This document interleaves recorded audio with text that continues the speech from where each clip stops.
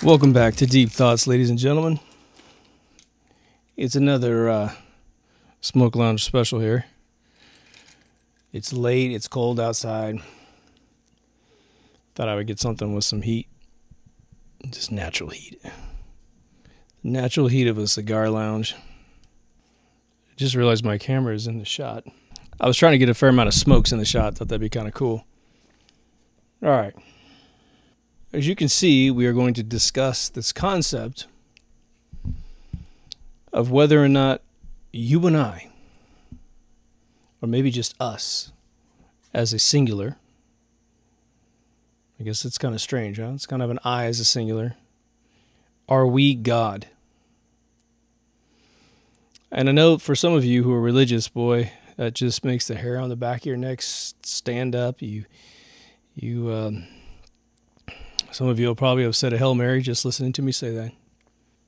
It's a concept I've been thinking about for a really long time. And I've hinted to it in, Creating the Universe episode and several other existential episodes. Reincarnation episode has a little bit of this. But I thought, I haven't just barreled into the idea of why would this ever be considered for a split second. And I'm not doing it like a lot of conspiracy theories that are out there just to gain some trend or something. It's not going to trend. It won't. There's too much inertia from the religious factions of the world to allow this to proliferate, right? However, for the deep thinkers, and the deep thinkers, if you think about a chain of thought, a tree of thought, okay? It's often described, screenwriting is often described as a tree. Every script is a tree. And it starts at the base, and then it migrates up.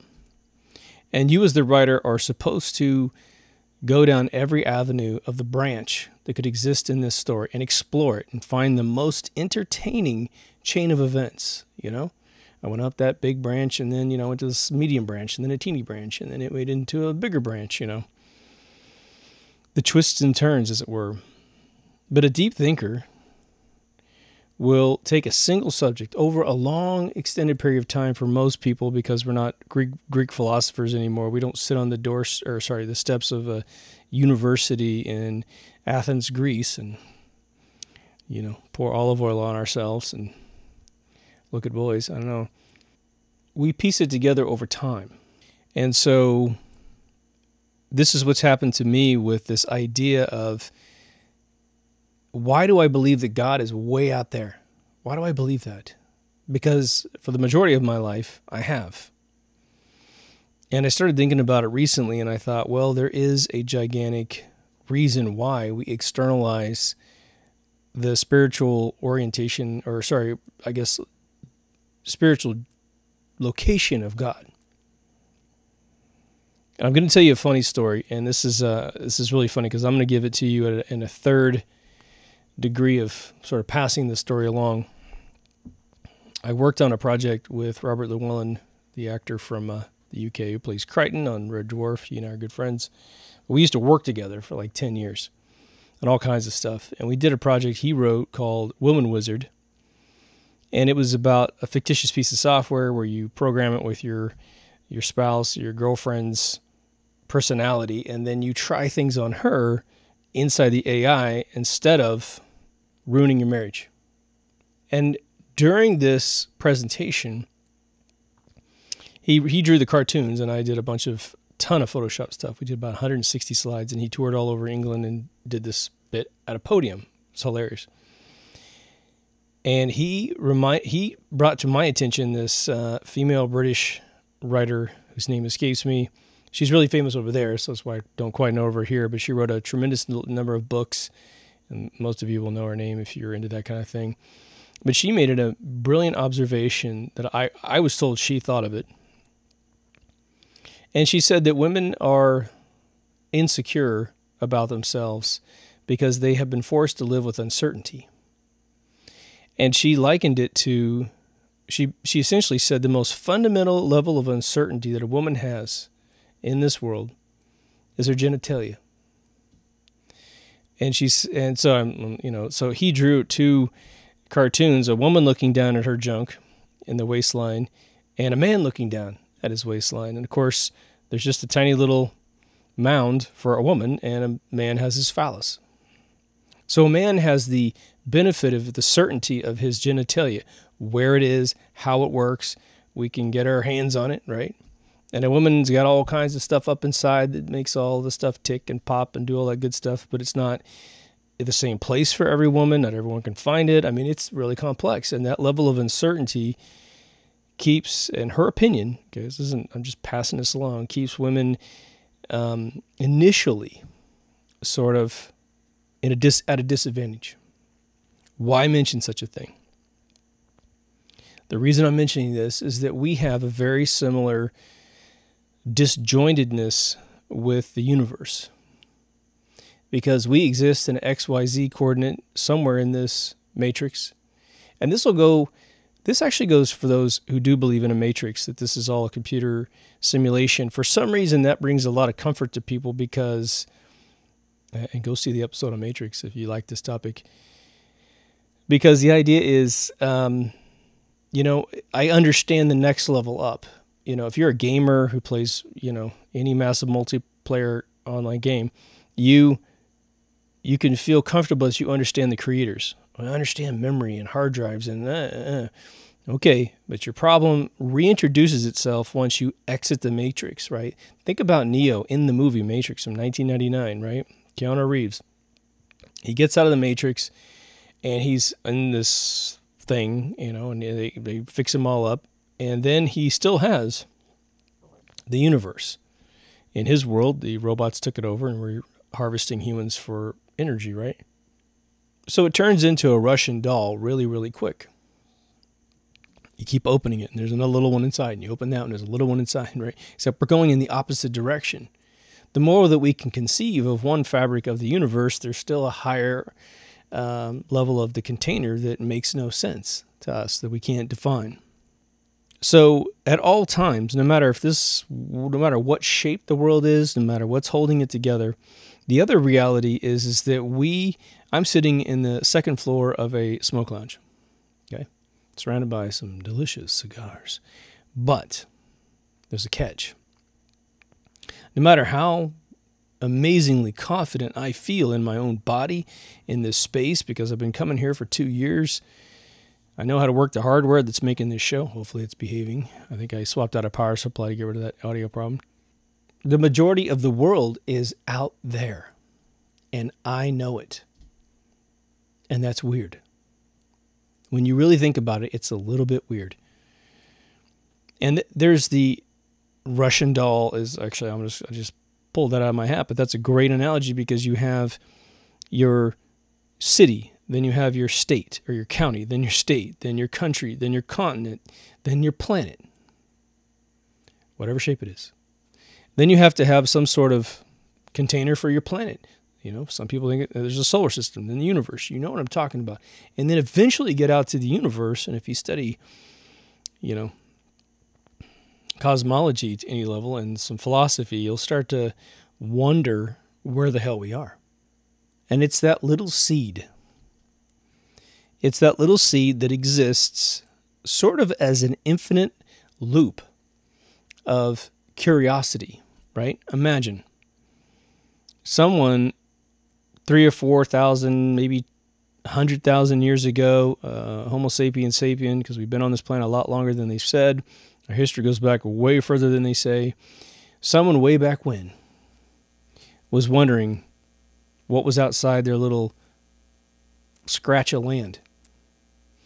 And they know that they have to have resources to exist, and they eventually learn that there's predators. But then you have someone like a Magellan. He sails all around the place and he has a lot less curiosity for a little while. And then he starts looking at the infinite ocean and going, geez, I can't really cross oceans. I can only, sail around the edges.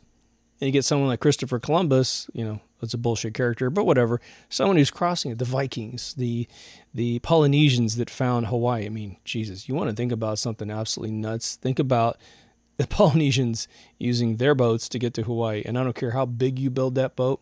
If you don't know it's there and you're sailing out there, it is a long way.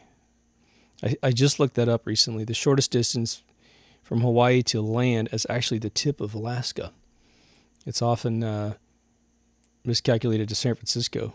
I thought it would be to somewhere out west, but it's not. So these guys were not from the west. That's the interesting thing. They were from the east, right? The Polynesians. At least we think so. So the extra long route. And they're going because they have this curiosity.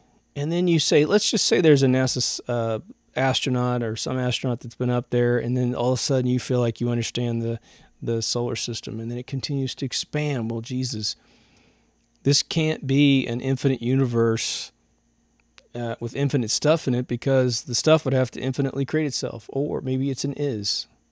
Well, nothing's truly infinite, because if there were infinite stars in the universe, then everything would be compact star stuff, right? If there was an infinite number of hot dogs in the universe, well, it would be hot dogs everywhere. So whatever the container is, it's bigger than everything that's inside. It gets really crazy, right? The reason why I'm going down this path is there is some point where we understand that the perceivable reality, again, what we've been taught in our brains, the way our brains interpret information, photons, sound waves, ethereal currents in general that turn into electricity or whatever, thought processes, we have this distinct confirmation that everything's outside of us. And that kicks off a mold on spirituality. When man started to engage in burial ceremonies, man started to engage in a belief of an existential ecosystem to life at a minimum, right? They believe that we are here, that we die, and we go someplace else, and that we need to prepare for it. By the time of the pharaohs, which is probably about 40,000 BC, according to recent research, man, they were harvesting organs and putting them in, scented little canisters and all kinds of rituals, and preparing, for the pharaoh to hunt in the afterlife. I mean, do you realize how many tens of thousands of years it took to come up with such an elaborate burial process? Embalming tools that are built out of melted meteorites, so they're pure iron, and they have a radioactive signature that doesn't match Earth. But the one thing that is not, I think, an obvious arc in our brain as human beings, all right, is that we actually participate in the creation of the universe. And I don't mean, yeah, of course, I built a house, I built a doghouse, I polished my car. Yeah, we all know we participate in our immediate universe. But the laws of the universe, the math that holds it all together that I often talk about on this show, we always assume that it was written by someone else, created by someone else. And if you really dive into the notion of the mathematics that hold the universe together, as I've said in several episodes, the program that is this universe, and you can call it the Matrix however you want, it's fine. There's some truth to that statement no matter what it is, all right? We don't create math, we discover math, right? We don't create the laws of the universe, we discover the laws of the universe. Well, think about starting from an absolute nothing, and then all of this being created. Or then there's the is, right? Why even debate whether or not we're God? And what do I mean by are we God? Here's my model for why this subject comes to mind and will not go away. The more that I think about a single supreme being omnipotent, like the Q, having essentially zero unknown knowledge, right? The God that we always talk about is a God that knows absolutely everything all the time. And that's massive. That God can't get angry. That God also can't get happy. that God is essentially as much of an is as it gets. And then there's a part when you really conceive of that, which doesn't take that much effort. You just have to shift your brain a little bit away from indoctrination. Your heart will hurt for a split second if you allow God to remain that definition. But that is truly the definition that all organized religions with an external God come up with. Whether or not they understand what their definition implies, they are actually implying that God has it all. And I don't think we want our God to be stuck in that realm. And hey, reality is reality, whether or not I know it or believe it, so it could be that way. I mean, Gandhi was quoted as saying, the truth is the truth, regardless if you believe it or not, or know it or not. I love that. And that's sort of going to be one of the scaffolding pieces that holds this episode together. We're searching for it, right?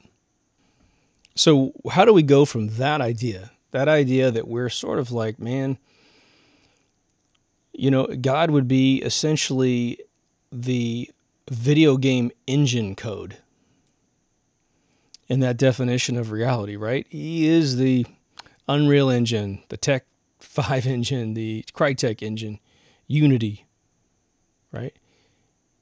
But we want God to be compassionate. We want God to react to what we do. If we say a prayer for something, then we want that to have an effect.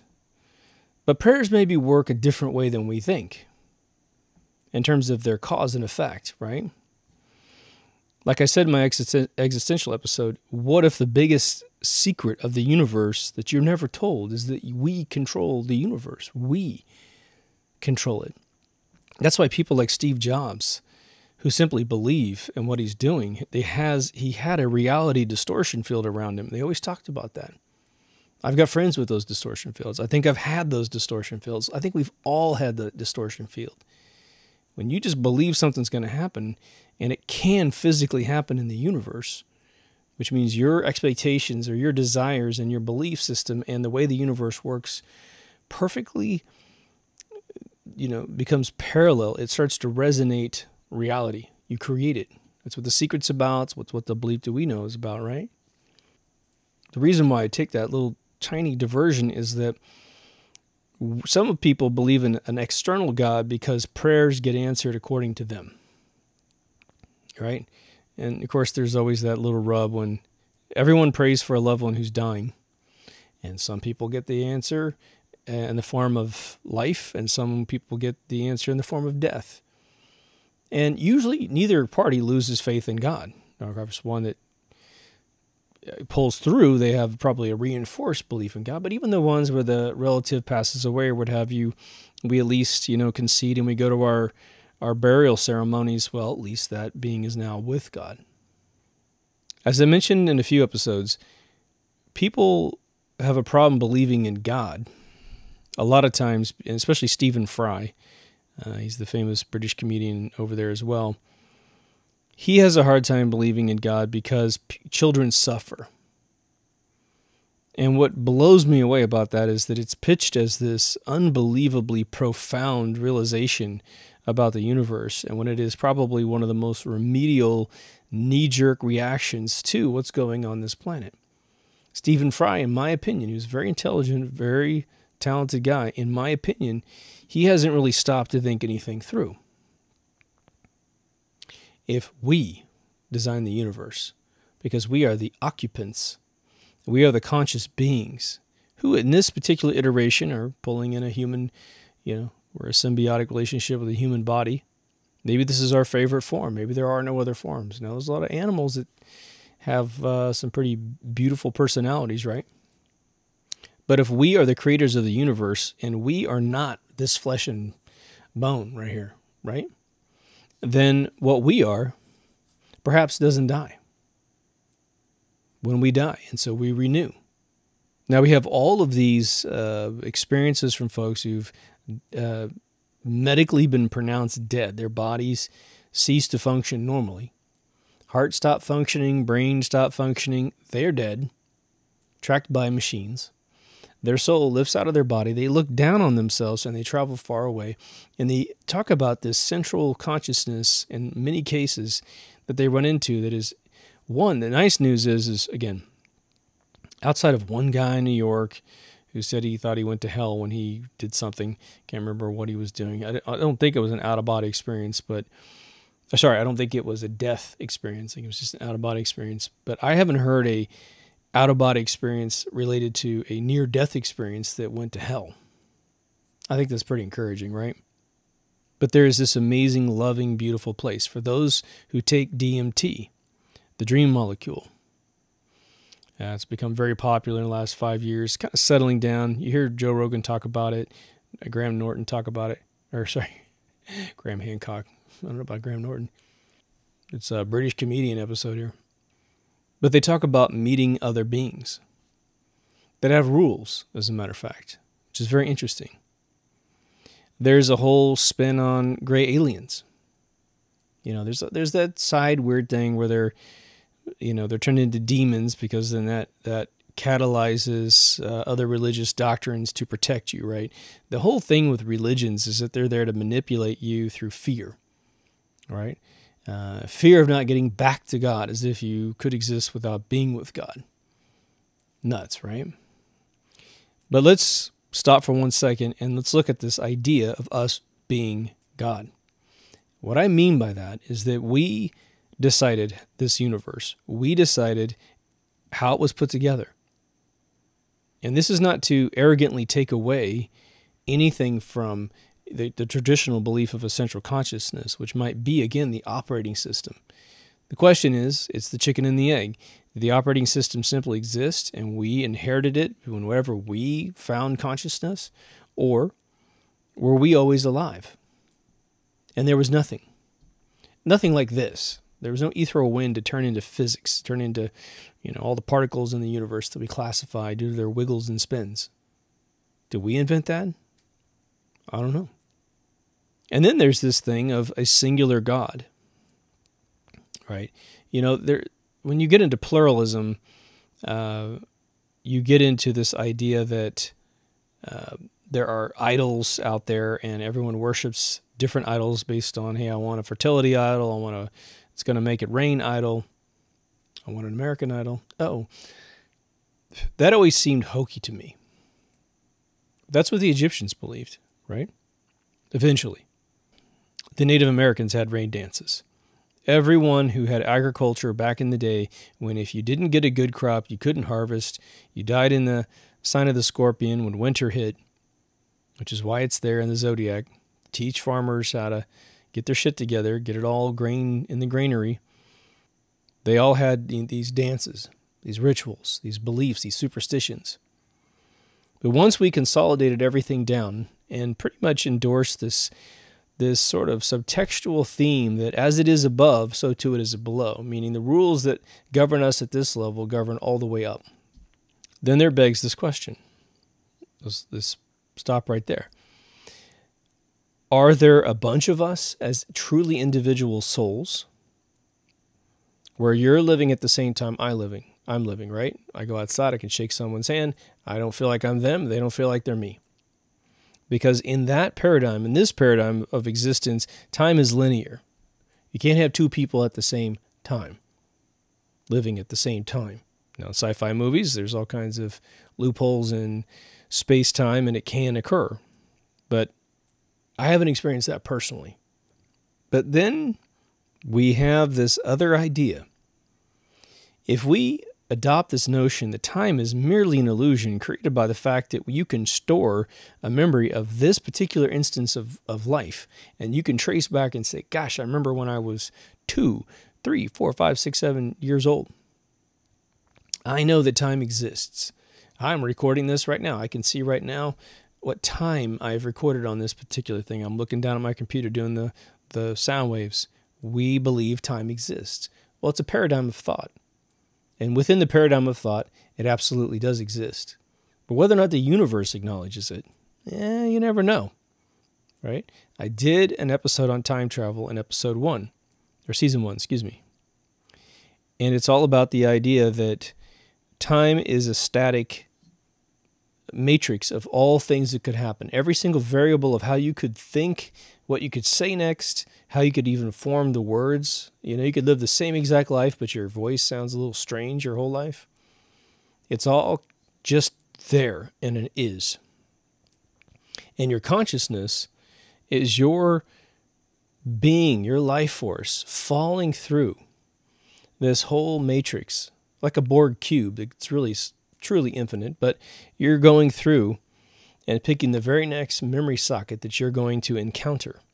And that is why some of us believe that the secret about the universe and the ability to choose the next second, right, is made possible because all you're doing is choosing the next socket that you're living in, right? You could be a jerk, you could be a nice guy, you could be somewhere in the middle. 9/11 happened for a lot of us, and 9/11 didn't happen for a lot of us. And the interesting thing is, for anything that did occur in the universe in this model, most people didn't experience it. Only a tiny bit of folks actually experienced it. But for everything you didn't experience, they experienced the other thing. It gets really complicated pretty quickly, right? But in that model, if the universe was a static, big chunk of everything that could possibly occur, and all you're doing is falling through the pachinko game, then there's nothing stopping you from holding every single role that is ever held by a living life force. Meaning you have been every single human that's ever existed, every alien that's ever existed, bug, whatever, kitchen table. You've been a kitchen table once. There was this theory that was put out there, and again, you kind of have to roll your eyes a little bit, that this was hatched by, well, I can't say it's hatched by, but the first time I ever heard was reading one of Stephen W. Hawking's books, where he was talking about the atomic mass at the edge of a black hole. And he was saying that a single atom has had every infinite past and every infinite future that it could ever possibly have, which means there's only one atom in the whole universe. That's absurd exercise in thinking on one level, but imagine that that was possible, that one little orbiting something or other is portraying everything that you could possibly experience, and you think you're in a three-dimensional or even fourth-dimensional world with time, but you're actually only in one place, just vibrating your butt off. And you can vibrate from start to finish, over and over and over, all these different sequences, and it loops in on itself. It's an infinite sphere turned inside out. So you're in as much as you are out, right? There's this saying that's kind of a cop-out, which is, God works in mysterious ways. Now, there's a lot of bliss and happiness on the other side of that phrase if you believe it. Because you just say, man, I gotta focus on the now, I gotta focus on my life, and there's a lot that can be accomplished with that. Philosophers, if anything, they're climbing out of the bathtub of the now to analyze what potentially has happened in the past, but more importantly, the cause and effect model of what's going to happen in the future. Because if you can predict the future, well, think about how much control you have over your own life. There's that fascinating reality about psychologists. And the fascinating reality is that a lot of psychologists become psychologists because they have issues with themselves that they want to resolve. And so they've went out on this adventure, and then they realized in the end, well, geez, I'm not as messed up as all these people. Maybe I can charge them money to come inside a room and sit down and talk to me about it. Or I can go counsel them somewhere. And thank God they exist, right? But we're all a little bit like that, right? I think that one can dismantle quite successfully the notion of God works in mysterious ways. Again, that saying probably hatched a long time ago in a different language and was passed up and translated to just explain stuff, right? And a lot of times it would be when we believe we are entitled to a certain level of success. Remember, I always say on the show, life is fair. Anything can happen, and that's what pisses us off about it. What we typically define as life being fair is that we want it to be unfair. I don't ever want to run out of money. I don't ever want to be unhappy. That's fair, right? I deserve not to be unhappy. I deserve to have everything go well. And on a really fundamental level, most people can get on board with that thinking. One of the super tough things that is tough for all of us to deal with is the notion of losing a loved one early. The most horrific version is obviously losing a child that hasn't had a chance to live their lives. I don't think there's anything more intense than that. Losing our own lives, we can write our own life off, right? Obviously most of us don't want to do such a thing because we got some other plans going on. But when you see a child who's blameless losing their life due to probably someone else's negligence in a lot of cases, whether they die of a disease, which is a result of, a society looking the other way when cancerous foods come out, too much sugar, too much salt, GMOs, toxins in the skies, toxins in the water, toxins in the toothpaste, right? We really wonder why kids get sick and die, right? That is when we can't resolve the thought. And there's this real interesting category of psychology when the human mind can't resolve something. There's pain and pleasure at that apex when man has been scientifically proven to be presented something they can't resolve, right? PTSD is based on being concussed typically or overwhelmed mentally with a horrible thing, but the memory goes into long-term storage. And the event itself is not recorded properly. And so the soldier leaves the battlefield. It has nothing to do with being a wimp. That's what I used to think as a child. When I used to hear about shell shockness, I thought, well, I don't really mean to say the word wimp. What I mean to say is you got an 18-year-old kid in 1944. Okay, they didn't have a bunch of horror movies and crazy, scary stuff. I mean, they did have some Dracula and Frankenstein stuff, but nothing like war. And then they are in Dresden when all these bombs are dropped. And they're shocked. They are literally seeing something so overwhelming. There's no precursor to it. There's nothing. Now, kids, if you were in that realm, you take a 2017 kid, 2018 kid, I got to roll up my ear there, and you put them in anything in battle. Well, they've seen Michael Bay movies. They've played tons of video games of war.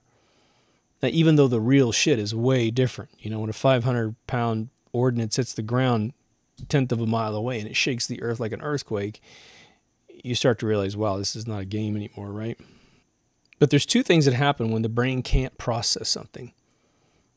Two very distinct things. There's not just two, but there's obviously probably an infinite amount of things that happen to you when you can't resolve something. But one of them is laughter, and one of them is something called TMS. TMS has been known for quite some time, and it is where your body will starve oxygen from your muscles to distract you from a thought that's about to come into your brain or a thought that is being pushed on you that you don't want to think. And it shows up in back pain, usually. There's been countless back exploration surgeries where people destroy their spinal cords and destroy all their natural, beautiful, balanced tissue because they're looking for something going on back there when it really has to do with some psychological issue, either be it their childhood or something that's recently occurred that gives them stress. And there was a MASH episode where Hawkeye had this big problem there. I think it was in The Crown recently where someone got stressed out and had a back problem, went and saw a chiropractor to get rid of it. It was all stress related, right? And the guy recommended, hey, you should go off and go to this little swinger party and get some stress off because the old lady ain't putting out, right? And he does, and he gets in trouble, right? But what if God doesn't really work in a mysterious way? What if everything that we can't describe and can't explain in the split-second trauma of the moment because our brains aren't working well? Remember, if you go see my Left Brain, Right Brain or trauma journalism episode, when you're traumatized, your brain goes into reserve mode. It knocks out a lot of the chatter from the right brain and goes down to a really low blood supply to the left brain and goes into instinctual mode to survive.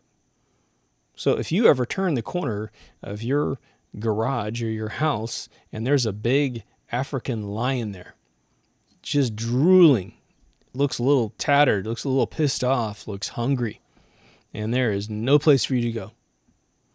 Your brain is going to dump the right brain in 2 seconds. No more creativity. You're not worried about what tie you wore or whether or not you're wearing Adidas. You are going to go off and try to save your own life. And every single tool and weapon that you could possibly have at your disposal will go right in front of your face like a HUD, heads-up display.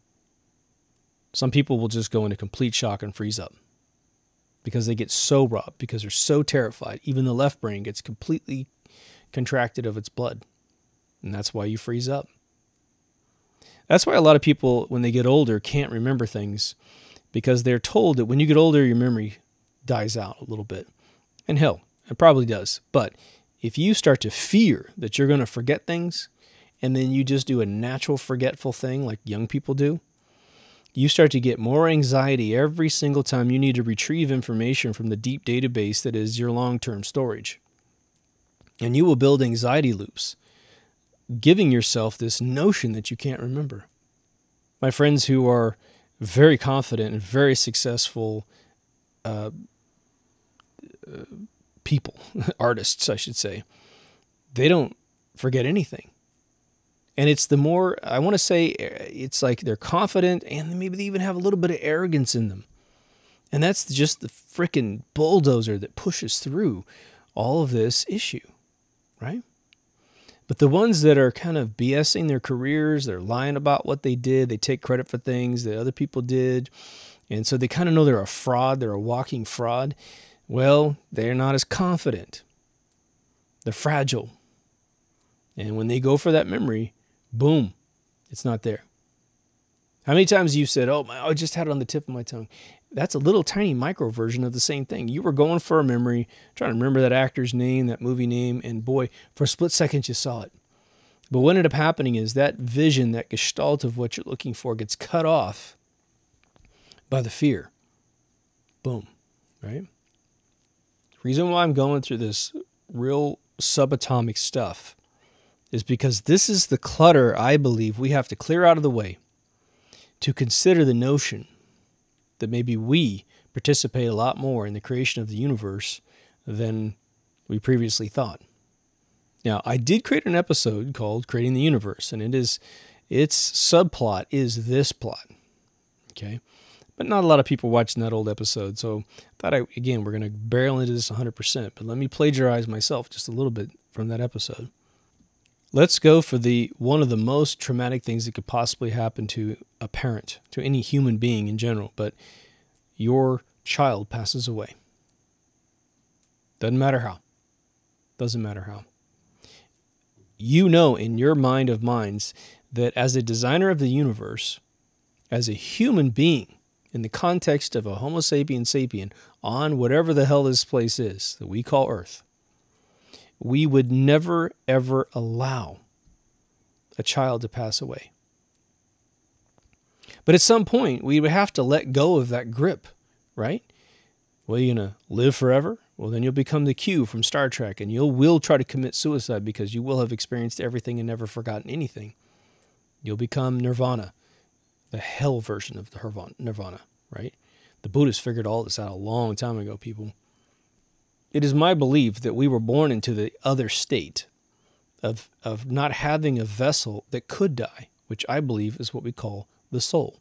The soul never dies. That's just my opinion. And that's not me being a coward from the notion of, well, you just don't want to die. You think you're so valuable. Nah, not really.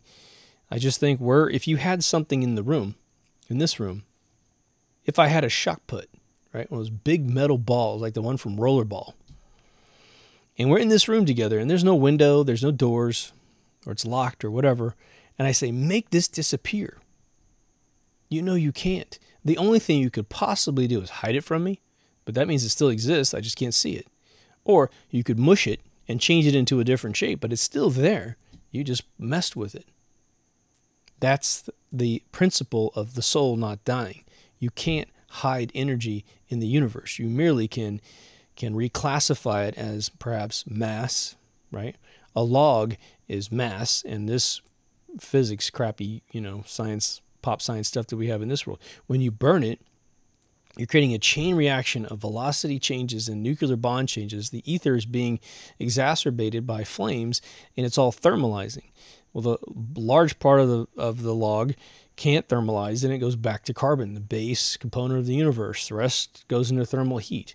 Some of it kind of swims between. It becomes ash. Some of it puts off funny chemicals because it's not a real log, right? So it is my explicit belief that the soul can't die. Now, even the human body, ashes to ashes and dust to dust.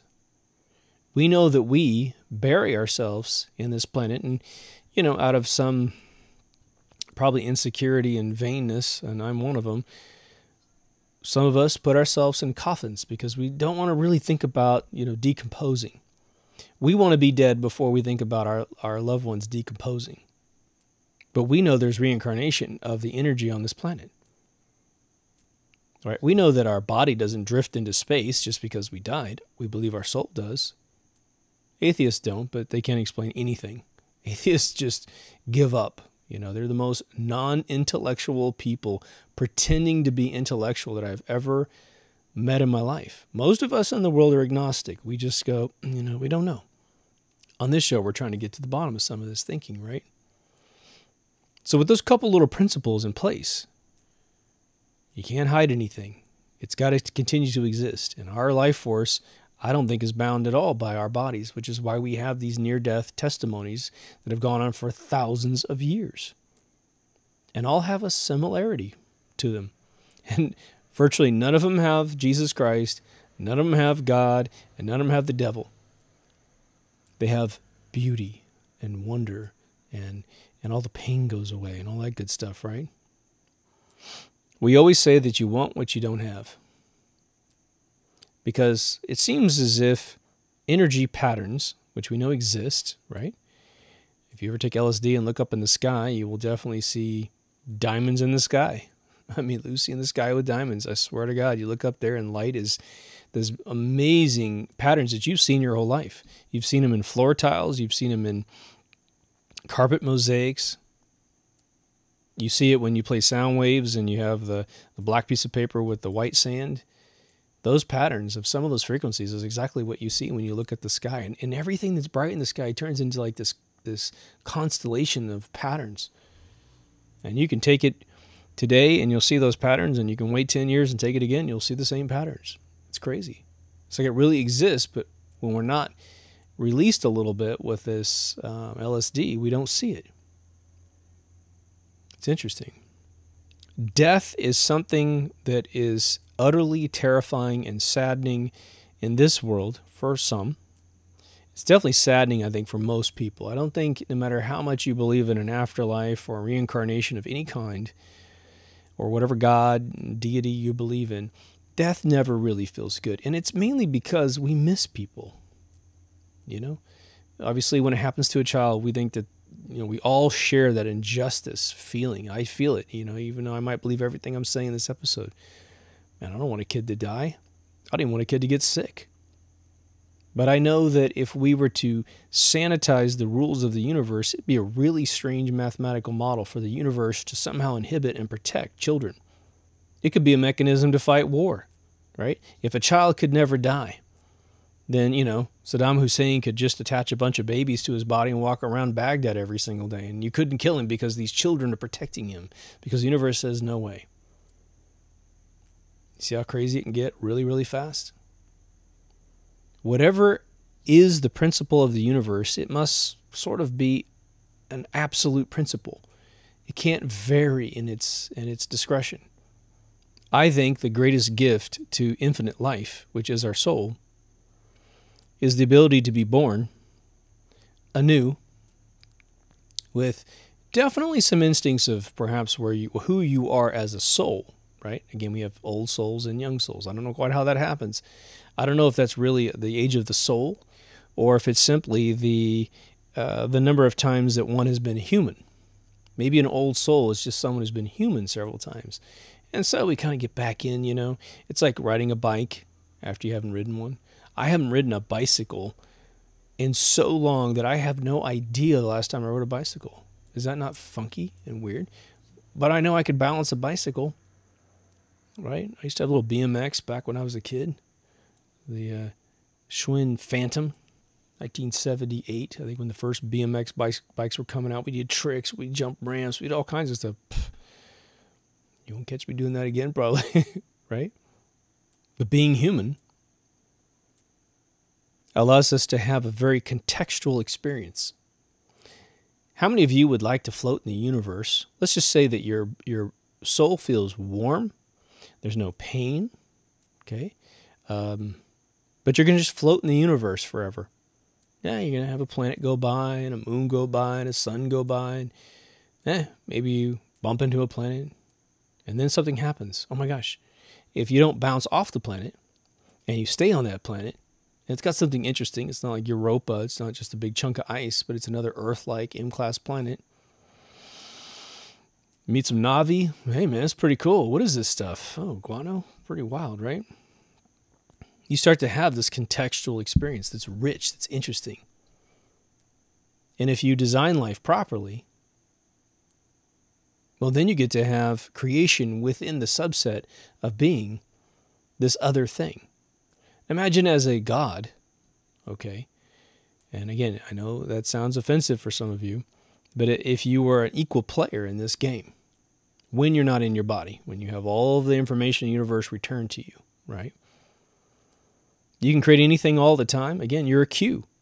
It's Gene Roddenberry's greatest creation of his entire career, and it's so fantastic and so beautiful. And I'm sure there's tales of other folks that are Qs and plenty of stories I haven't read, so I'm probably giving a little too much credit to him, but he's my hero for this particular one.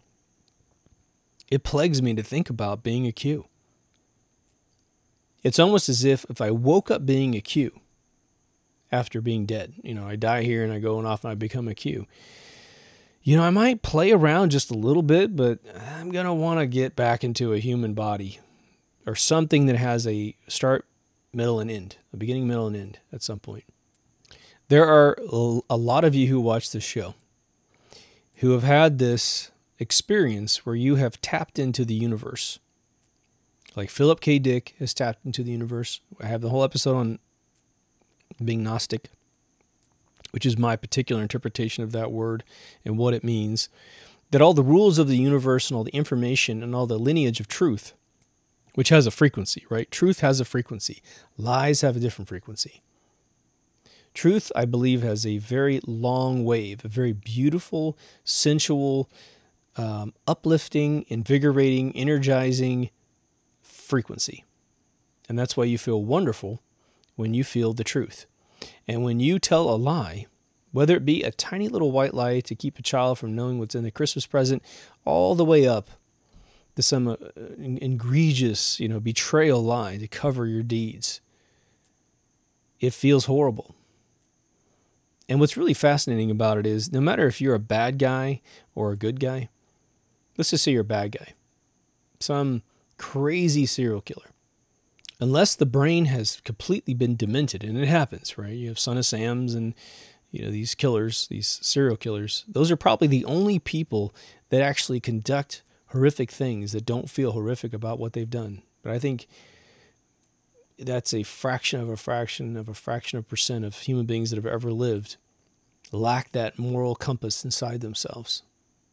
But isn't it interesting that the human body can be so corrupted, whether it's bad genetics, bad chemicals that mess with genetics, or some abusive mental conditioning? People start hurting animals and stuff. Parents torture kids and they become horrible people. It almost never happens, to be honest. But apparently we have allowed all of these people to run the world. What's fascinating about, understanding the universe from the perspective I just defined, that we would indeed allow children to die, because in our minds as omnipotent souls, death isn't death at all, ever. We know that the second that a child's body passes away for any reason, whether it be accident or intent, We know that their soul immediately escapes the horrific situation that caused this in the first place. If they're surrounded by evil people doing stuff, then they escape from that and they move on, and they immediately get coddled by the rest of us waiting on the outside. Now, to disclose my model a little bit further in my own mind at this stage of this recording, there is still an obvious chicken and egg problem with even my assertion of this notion. Whether we all participate in a hive mind to become individual souls, and we actually are physically different souls, right? People take DMT, say they see, all kinds of light beings, creatures, and light creatures, and these aliens, gray aliens. They talk about meeting them. And I think it's fascinating that everyone has a very similar experience, although unique, right? It does seem like there's a lot of empirical evidence, if you're willing to take those experiences at face value, that there are gazillions of souls. And I would wager that unless there's a weirdly strange anomaly going on, most of them have never been human before. We just happen to be the ones that are human right now. But someone has to design the human somehow. I mean, we are an amazing being, right? There's a lot of amazing creatures in this world. I mean, from insects all the way up. I'm always talking about that, right? I see us participating in the design of our own world. And I think that, there's something very interesting about what, when you look at certain things in the world, there's a certain interesting familiarity with things in the world. All things. It's strange how we feel familiar sometimes with these things. Could just be the process of reincarnation. When you look at, and one thing is really funny about smoking cigars, is that if you never smoked a cigar before, and I grab one of these Monte Cristos here, it's like smoking air. And I give it to you and I tell you how not to inhale, and we light it and we sit and we talk, and you're having an interesting puffing experience. You're having this interesting texture. Boy, you never had a big thick cigar in your mouth, but the idea is you might really enjoy it. And you're going to be getting some bold, interesting taste, a little bit of spice. Your tongue's going to feel a little sizzle on it from that particular stick, right? But then I start moving around the cabinets here, and I start giving you, we move up from a $12 stick to a $15 stick, then a $20 stick, then a $30 stick. About 30, you're good. You've had all the good stuff. We can go up to thousands of dollars per stick, but, what'll end up happening is you develop your palate. There's a tie-in for this. When you discern and slow down your mind, and you take in your nasal retrohale and your tongue. I don't do a lot of retrohaling on this show because it's just a little disruptive to the flow of the show. But you will start to pick out half a dozen flavors. If I give you that Monte Cristo today and you've never smoked a cigar in your life, and then 2 years later, and you continue to smoke cigars, and I give you 2 years later, I give you that Monte Cristo again, tell me what you taste. They call it tasting notes. Your first day, you're going to maybe have 1 or 2 notes. If it's tobacco and, I don't know, it's like a leather flavor, I don't know, a hay flavor.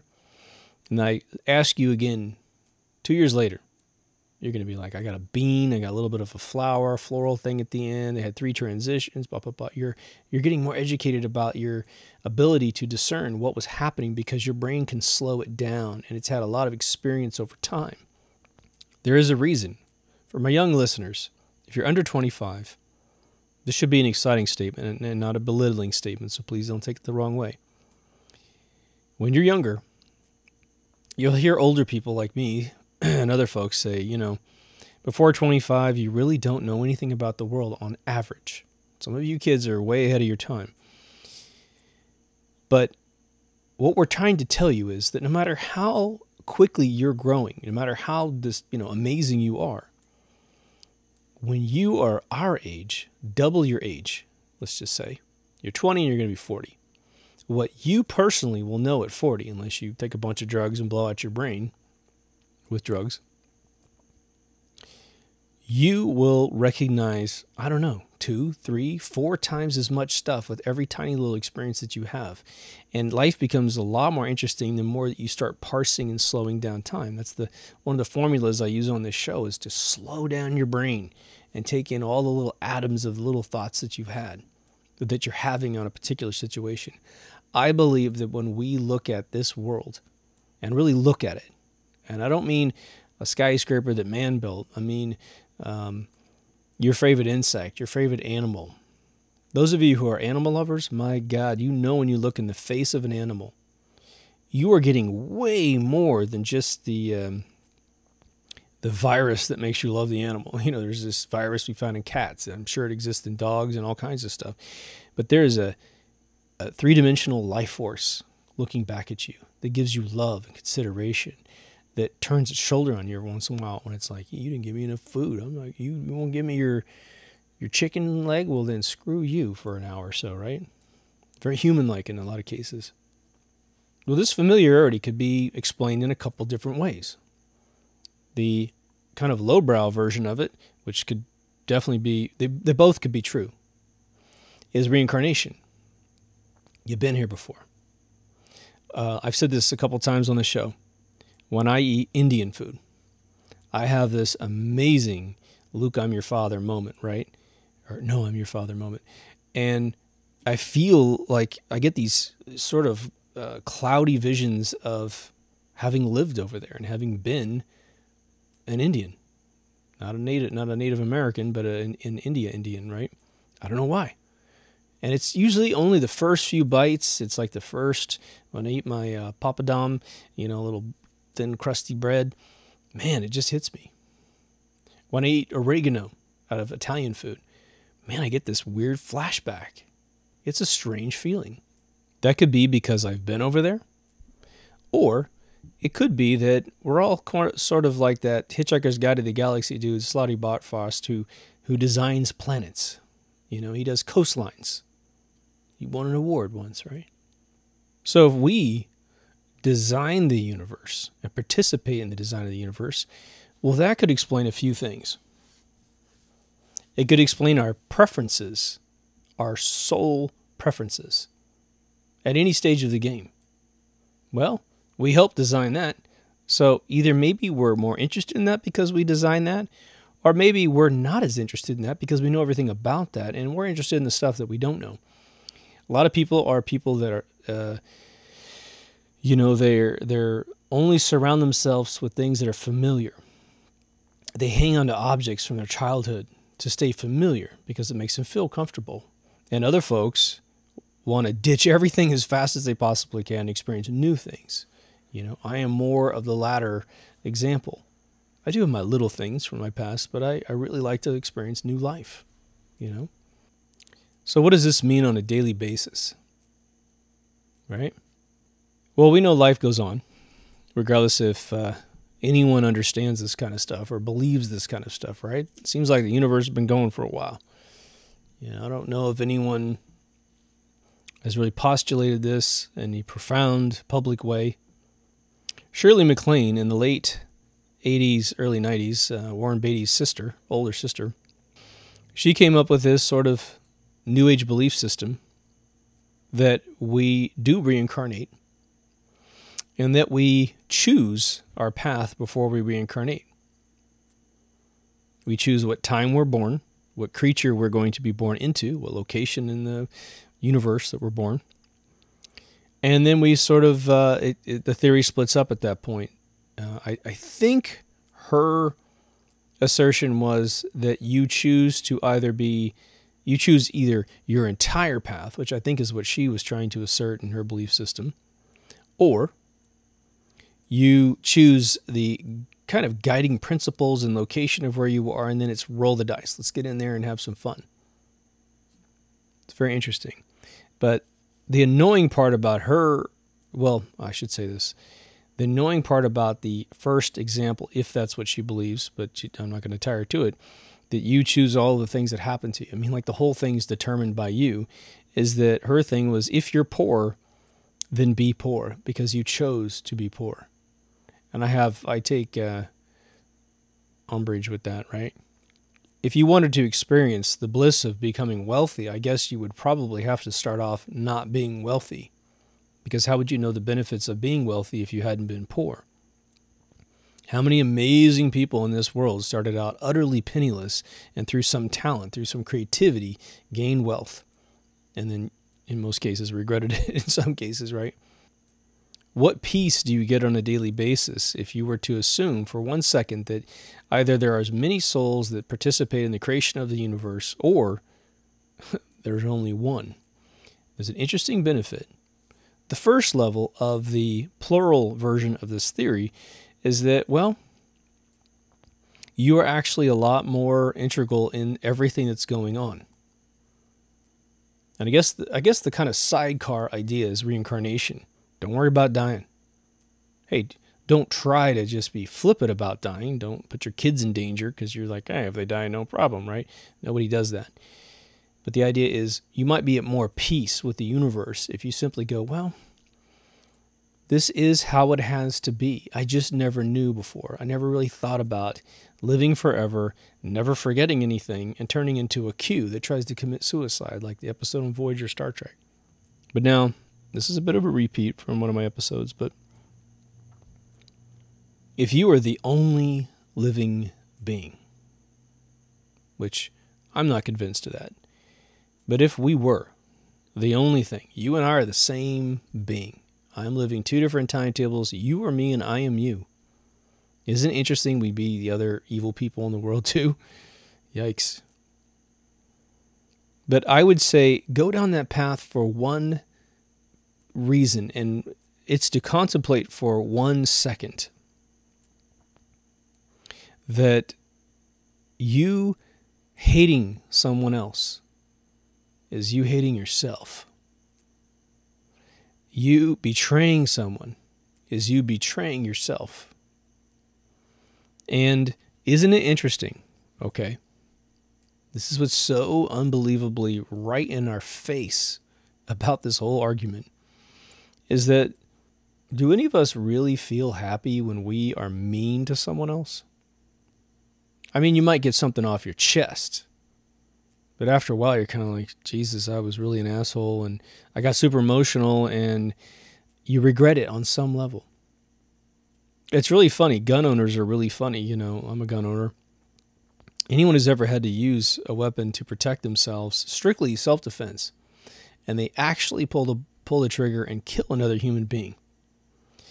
Very few people live a full, rich life after doing that without having a little bit of gnawing sensation that something was really wrong about having to do that.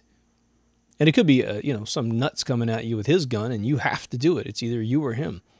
But even if you kill him in that scenario, there's a part of you that dies. But what if he is you? You lied against yourself. You betrayed yourself. And that's why I think it feels bad to the self. And then the happy part of the side is that when you learn how to give instead of take all the time, when you become less entitled and you become more of a giving soul, and you got to regulate all that because you can be taken advantage of, obviously. You feel amazing. You feel wonderful. Yeah, I've talked about on the show the couple times I've, in the last couple of years where I've given a homeless person some money that was just sitting at a restaurant. The one that really hit me, I think, last was this dude, old guy, sitting in an Arby's here in Huntington Beach. We only have one now because the other one burned down.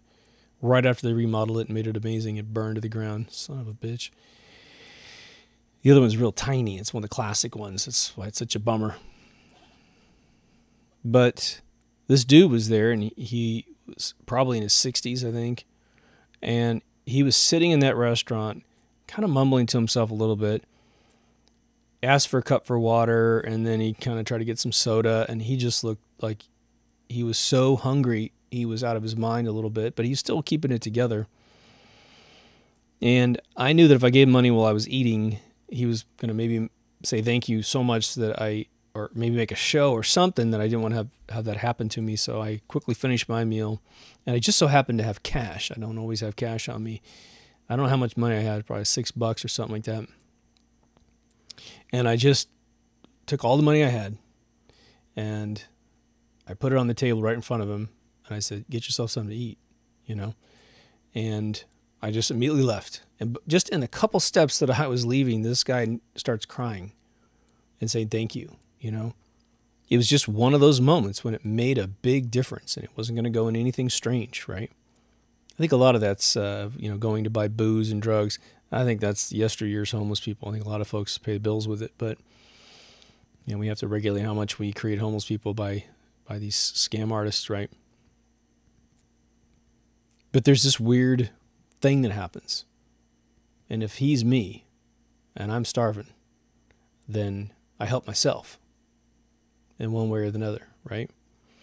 There was a little anecdote side thing to that, and just understanding that guy's mindset. When I first came to California, I'm all by myself. I spent my money.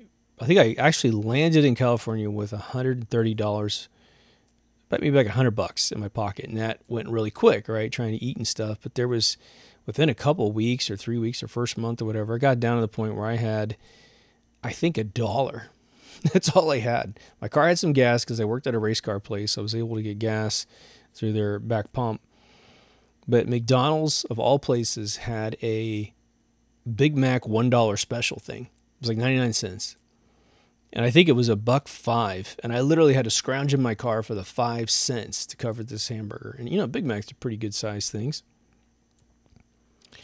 And I remember buying that McDonald's Big Mac, and when I ate it, it was a religious experience because I was so famished and so hungry. And I was able to get lunch from work because they would buy us Greek food at Jim Hall Racing. And so anyway, you hold those things over, those little moments in your own life, so you can kind of empathetically put yourself in other people's shoes, right? It's a tough thing to contemplate that you would ever want yourself to go through a really tough experience. It's a tough one. You know people who have had, tough lives their whole life, and it never got any better.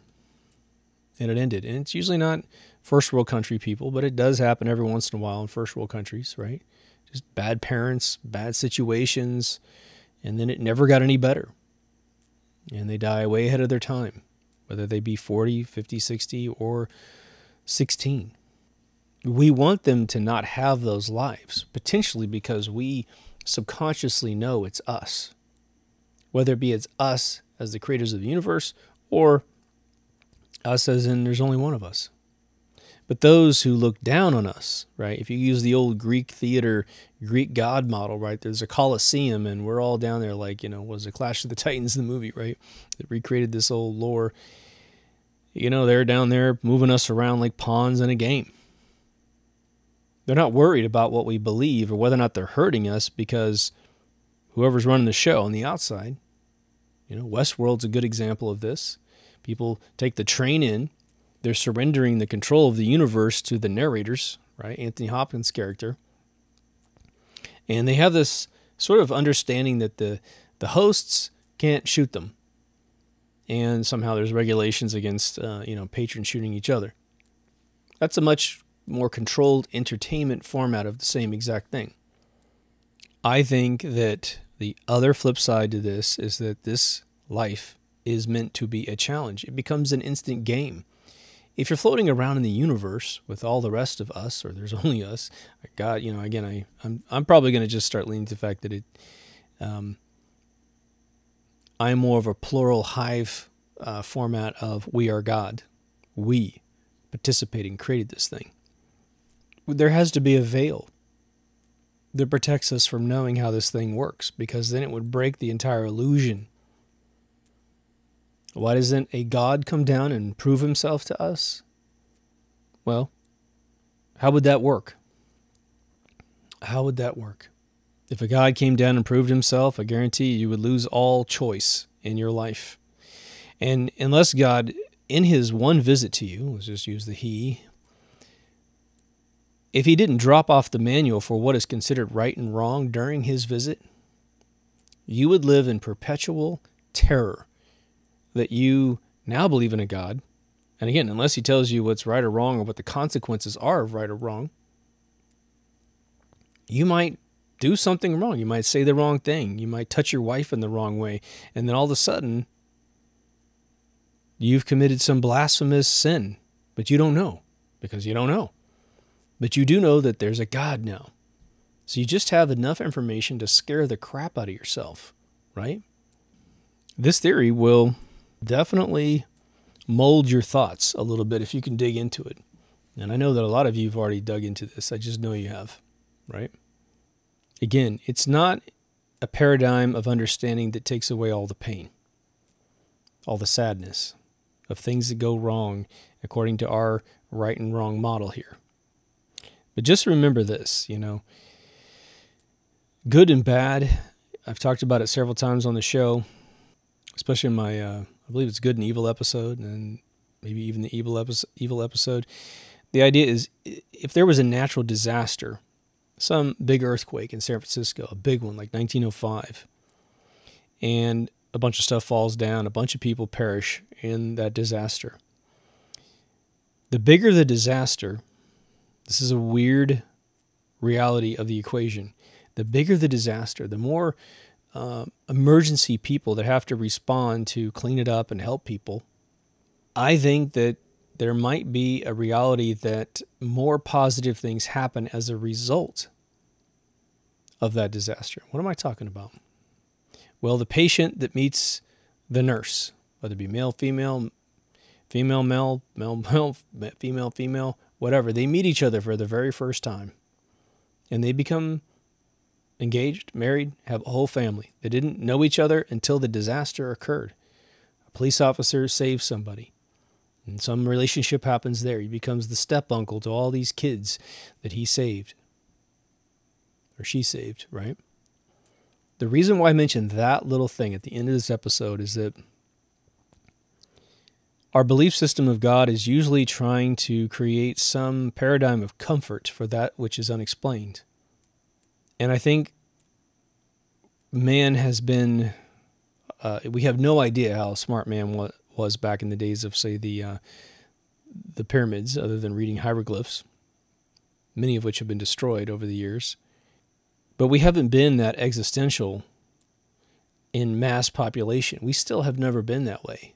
There's not a ton of people who really push through this and think about it and give it a chance in their mind.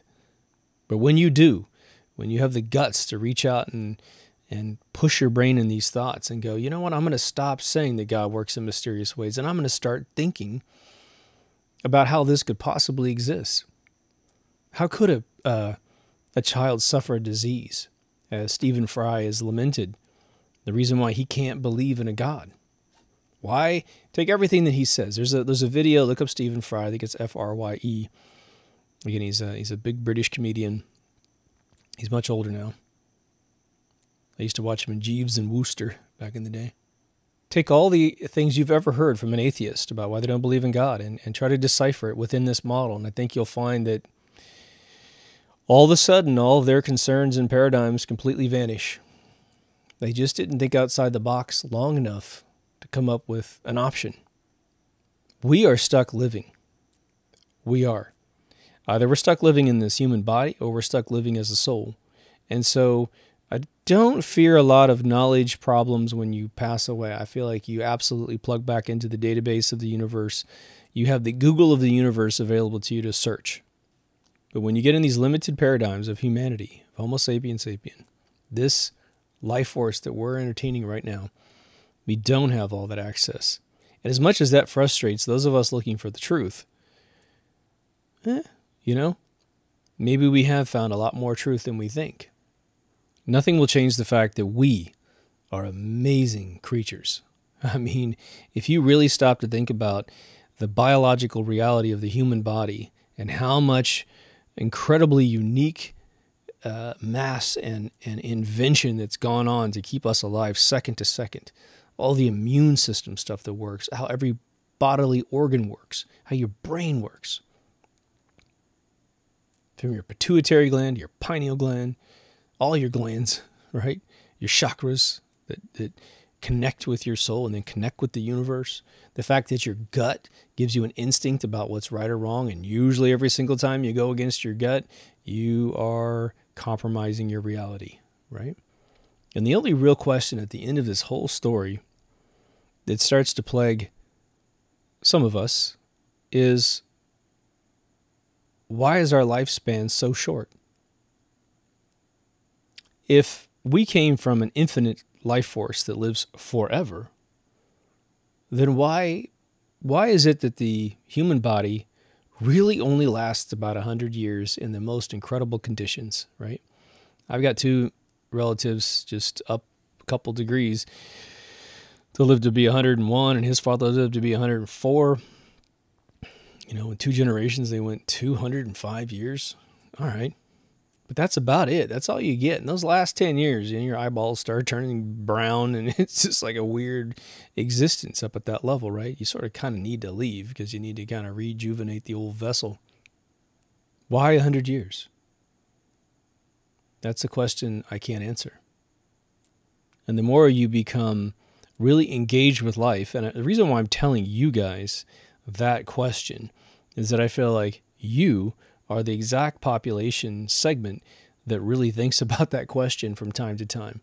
Or if you have opposed to, you're like, oh yeah, that's weird, because you're interested in the truth. You're interested in deciphering everything. You don't agree with me 100%, but you're out there trying to find your own truth. And it takes years. Then there's the biology of when we procreate. As soon as a girl menstruates, she can make babies, whether it be 7 years old or 15 years old. She can have a kid. Back in the day, they used to have kids on kids, and, you know, before they were 18, there was no, you know, well, there's been eras where old men were married off to teenagers, but you're essentially, if you, let's say we go classic, 15-year-old starts having kids a couple hundred years ago, even 150 years ago, that was pretty common. Well, then you might have 4 generations on average that you get to meet, right? You have your kids, they have their kids, and then their kids have it. You have great-grandchildren because you had them so early, and you're going to live to be 80 to 100 years old because you're not eating a bunch of crappy toxin food. We don't have radio frequencies jamming in the body, creating leukemia with, you know, billions of hertz of wave energy moving through your body, right? It's an ecosystem, and we know a lot about the ecosystem that we're stuck in. Now we just need to decipher it and model it against some form of life using some basic rules about the fact that you can't hide energy in the universe. I know you feel me. I've been wanting to do this episode for a while, and I thought it would be time to kind of summarize a bunch of the other episodes and tie it all together. If you dig this episode, the other episodes you're going to like are Creating the Universe, and probably the Reincarnation episode, the existentialism episode as well, and maybe the Gnostic episode. So, you know, I'm supposed to go and annotate all these videos and put links up and say, oh, as soon as I say that, you know, there's a link that goes across the top. Unfortunately, I don't have that much time. I already watched these shows twice. If you like this show, then you should probably visit deepthoughtsradio.com. On that website are all the links to video and audio. Your video choice is currently YouTube, right? Your audio choices are iTunes or Google Play, or you can just go to deepthoughtsradio.com and click the RSS feed, and boom, it fills up your phone with what you need. Some of you have chipped in on Patreon, and so that link is also at deepthoughtsradio.com. You can just sign up for a monthly donation. For all of those of you who do it, I really appreciate it. Our subscriptions are jumping. That's kind of cool. So again, if you can find an episode that your friend might be interested in, then link it over to them. Just understand, you know, I got episodes about all kinds of stuff. So you got a friend like screenwriting, you can give them the screenwriting playlist and just say, hey, check this out, right? So definitely, I wouldn't recommend absolutely everything to everybody, but if you find an episode, your friend talks about something, you go, man, this dude made an episode about that, I'll send you the link. That's probably the best way to spread the news. So for those of you who constantly post, man, you should have more subs. Well, only you can start forest fires, right? Anyway, thanks for tuning in. Take care of yourself and someone else, and I will see you in the next Deep Thoughts. Over now.